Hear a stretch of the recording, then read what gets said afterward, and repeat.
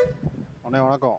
இந்த Swift desire tour diesel வண்டி 2019 Madurai number, ஒரே ஓனர், 169 ஓடி இருக்கு.